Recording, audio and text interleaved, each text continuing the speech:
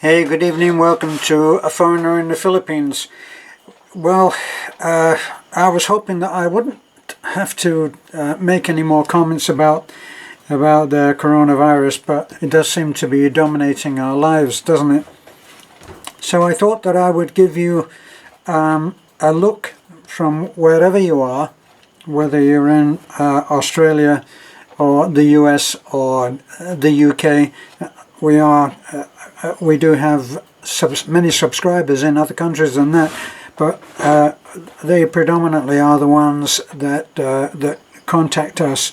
So this one from the US, and I'll read you the letter because it's very well put, and I won't put any names to it. Okay, so hi Terence, hope you are all getting along okay and are prepared. Now, governments here ordered everything shut down for 2 weeks. Restaurants can deliver, but no dine-in service, so most have closed. Grocery stores have cut their hours by 50%. There are no bars, in other words, that's entertainment bars selling liquor. No bars, no congregating with more than 10 people. So all schools, churches, etc. are closed. Thousands out of work. From an economy with 3 to 4% growth 3 months ago to a full-blown recession. Market lost 28% of its value in 2 weeks. Banks on the verge of collapse.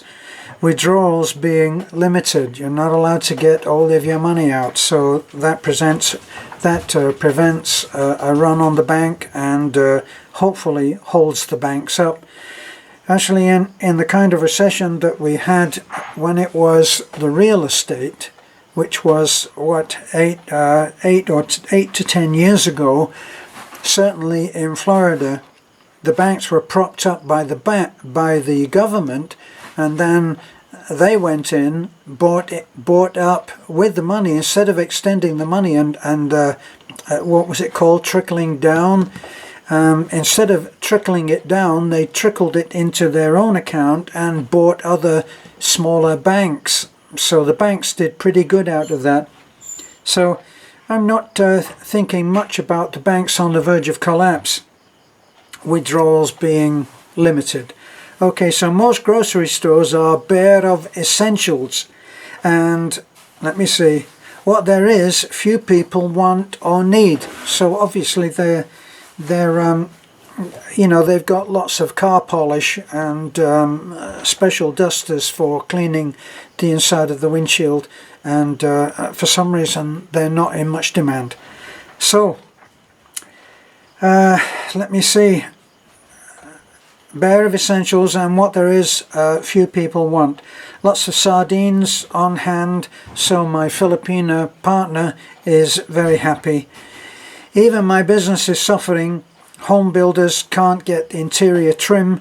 It all comes from China. And other things like faucets. We were down 50% today. Their business was down 50%. But good news is that I have prepared with food. I've been prepared with food, water, and a small but survivable cash hoard that will keep me going, if need be, through the year. Because the chances are that the restrictions, that even for us, which are to the end of this week, they may be extended. It will depend on the statistics that are coming through, and the statistics that we are being sent are not encouraging. In fact, there was one that the Washington Post, a subscriber, thank you very much, from they sent a link for the Washington Post, which is actually, I think it's Washington Post, and they're running an account, and they're running a very simple graph and little graphic design which shows black dots for healthy and the red dot for the infected, and they're showing how you can and remember the moving dot that went bing bong bing bong bing. Well, they've taken that concept and just flooded the picture with hundreds of black dots, but with enough space in between that the red dot is able to move. And the red dot pings, pongs, pings, pings, and it pings about, and it causes infection. So that's the illustration, and it illustrates it very well and very clearly. In fact, I was able to show it to the girls, Talik Lake and Bibi, and make them understand why it's important to, at this stage now, to have a social, or so I've called it, an antisocial distance between them and other people when we go out, as we did go out today. Now, when we went out today, we didn't see any evidence of any panic at all. But let me finish the letter. I suspect chaos literally in the next 2 or 3 weeks if things don't begin to turn around. Now, I have to say that this particular subscriber is a well-informed and politically aware subscriber. So he does look at things very intensely, and he has not been really positive about what the future holds.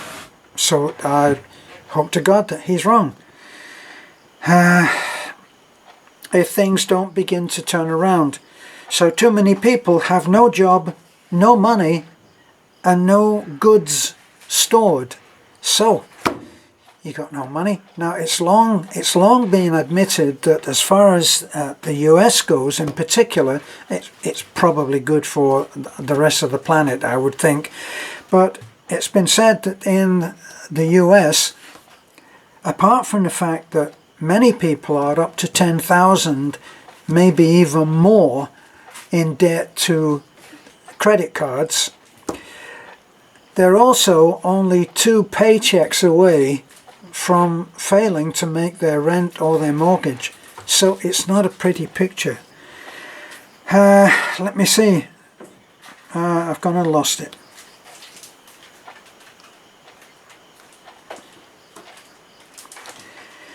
Yeah, so too many people have no job, no money, and no goods stored. Good thing is gasoline is down to $1.65 from $3 or so, and in some parts I've heard that in some parts it was $4 or $5, but I don't know that that's true or not. But there is nowhere to go. Hotels are closed, just about everything. The Fed government says the 14-day shutdown is voluntary, but if they don't see results in 2 days, they will declare martial law and enforce it. I hear that things will be on lockdown for 2 months. Everything closed except food and medical supply outfits. Boy, it sounds post-apocalyptic, doesn't it? Only allowed to ship in food and supplies as far as boat and truck transport. All US airlines cut domestic flights by 50 to 70%. So the idea is to limit the movement within any country, and that was pretty well how China is supposed to have. We don't know for certain, and there are many conflicting reports.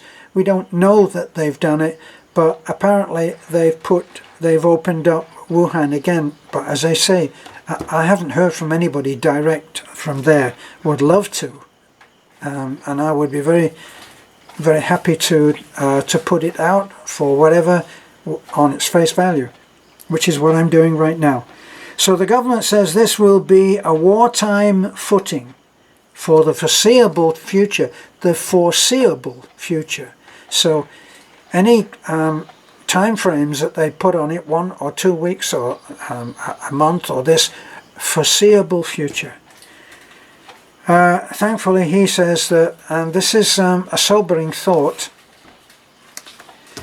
and certainly goes into the gun control thing. He says thankfully I am also well armed and supplied to defend our homestead if it comes to it. And this is what has always been said. Said, I suspect it will, as people run out of money to buy food. What can they do? What would anybody do? Crazy times. Hope you guys are okay. My friend, we are okay, and I did answer this just in case you haven't checked your email. So let me give you another letter.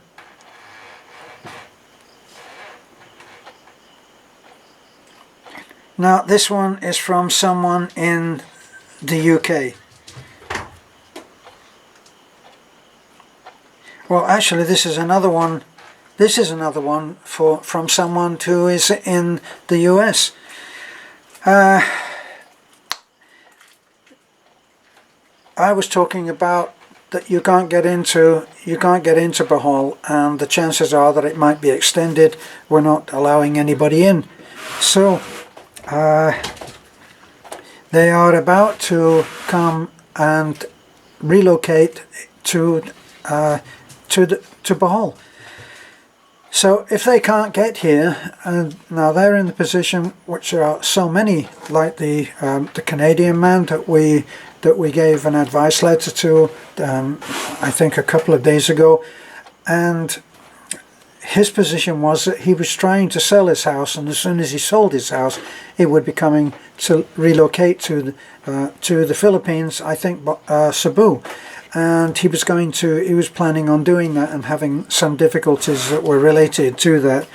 But this particular subscriber is in a different position. So he's saying about, he's making reference to the fact that he would not be able to come and gain entry to Bohol. This possibility, Terence, this possibility puts us in a vicarious position. By mid-June we must vacate the house so the new owner can take it over. They have an agreement, unless we can rent it. If not, we'd be homeless. As for our stuff, we cannot keep it. Can you see the knock-on difficulties that come about when you can't move and you're expected to, when something like this unexpected comes along and you can't? If we can't keep it here, we'll have to put it all in storage, all extra cost, and then they would have to rent something at a higher rate than what they're doing right now, because the new owner of their house was willing for them to stay there because they in turn were not ready to relocate. So now, if we cannot leave by, say, late August, our daughter school year will start again. So for the daughter, they have to be here in order for her to start the new school year. And if that gets goofed up, so her school year will start again, which means we may not be able to leave until June of 2021, because they can't take away the daughter in the middle of her last year. So that would mess things up, really mess things up. Now, he will obviously have to gain another plan in order to make life go right. There are others here. The one that I really wanted to show you was of the subscriber who is in the UK. Where is that one?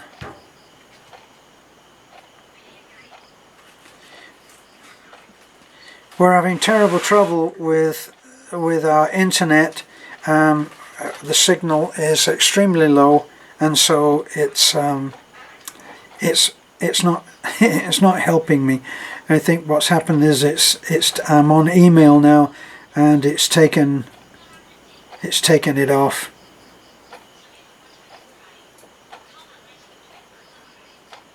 Let me see.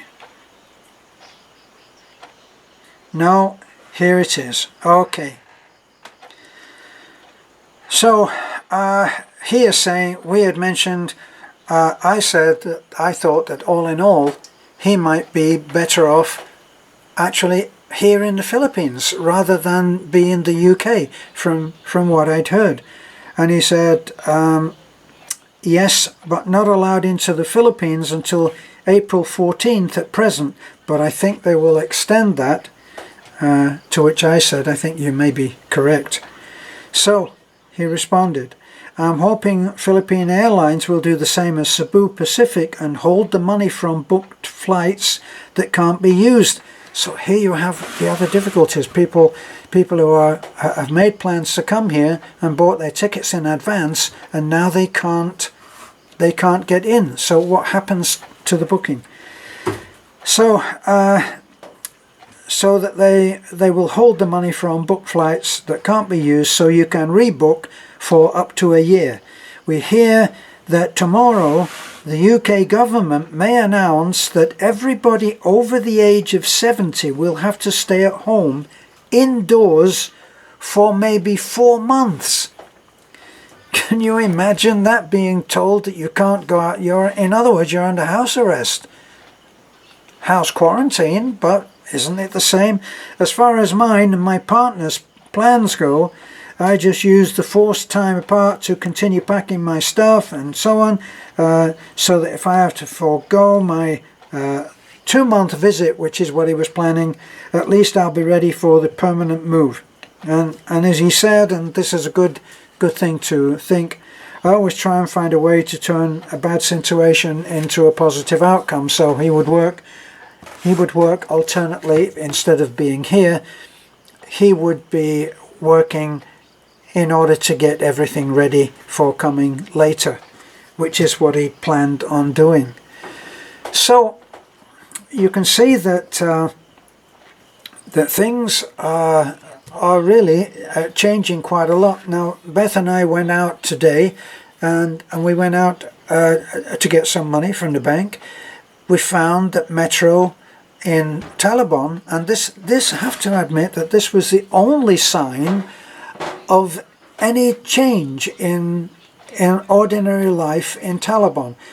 We didn't see anybody wearing masks except occasionally, okay? But when I went to the bank, it was just after 3 when we got there, and I was turned away because and the guard just from inside pointed to a note that was on the door, and the note said that with emergency measures there would be a fixed time, new times for the bank, and I'm taking it that this must mean everybody at all the banks, but certainly in Talabon.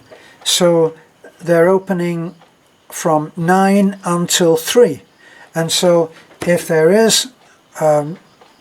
are big lines, then you're asked to be patient.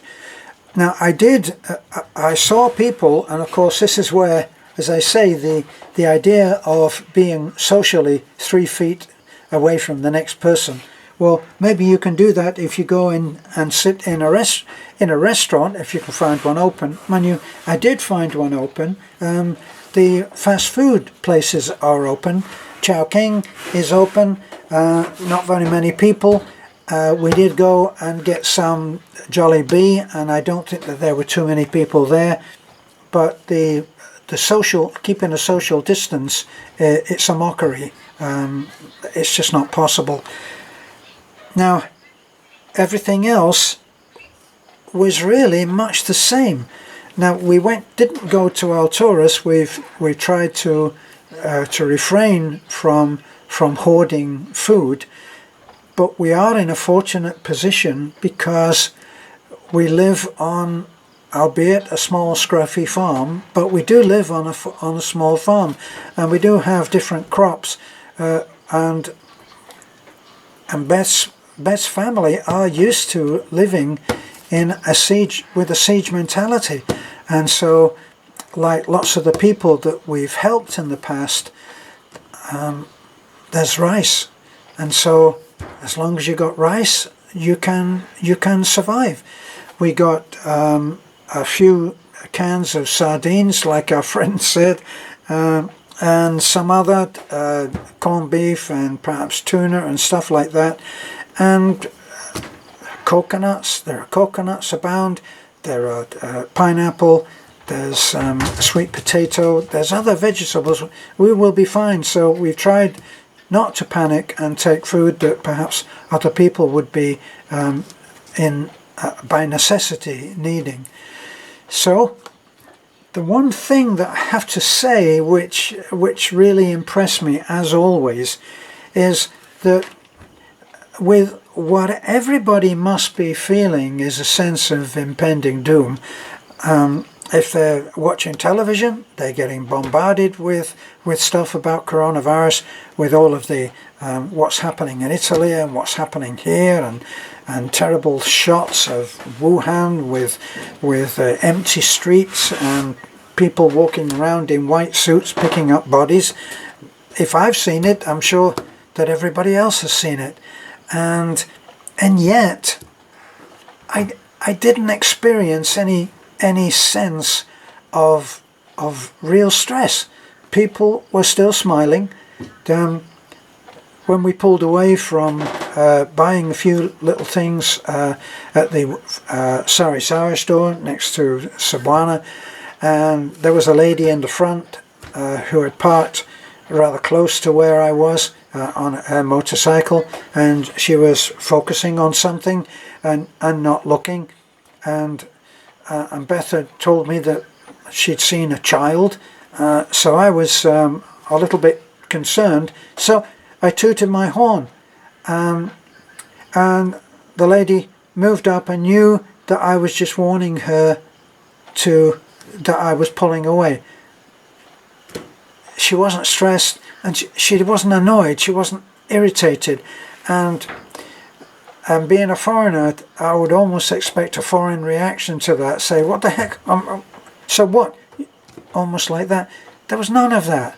She just smiled, and I noticed that with the people that I passed, that I've always passed whenever I park in a certain place by the municipal hall and then walk down to the bank. I pass the same people every time, and I didn't see any panic or stressed or angry or hurt or worried.